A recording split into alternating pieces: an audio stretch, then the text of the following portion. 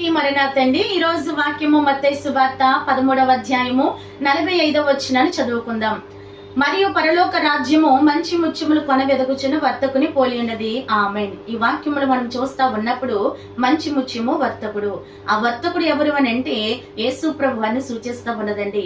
యేసు ప్రభు వారు తనకు కలిగినదంతా మనకి ఇచ్చివేసి ఏం చేశారంటే మనల్ని సంపాదించుకున్నారండి. తన రక్తము ధారపోసి శ్రమపడి మనల్ని సంపాదించుకున్నారు. కనుక ప్రభువుని మాదిరిగా చేసుకున్న మనము కూడా మంచి ముత్యములాగా మారాలి.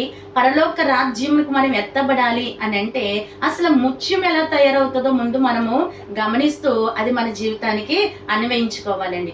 ముత్యము ఆలుచిప్పలో మరి ఉన్న జీవి ఏం చేస్తుంది ముత్యముగా మారడానికి ముందు ఆలుచిప్పలోనికి ఇసుక చేరుతుంది.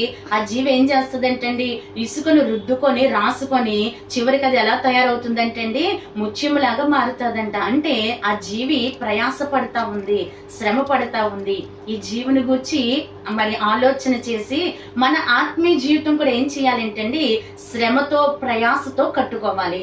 మన భక్తికి ఎన్ని ఆటంకములు వస్తున్నా అవి దాటుకొని శ్రమ పడుతూ కృషి చేస్తూ ప్రయత్నిస్తూ మనం ఒక మంచి ముత్యములాగా తయారయ్యామనుకోండి ఆ పరలోక రాజ్యానికి మనము ఎత్తబడతాము.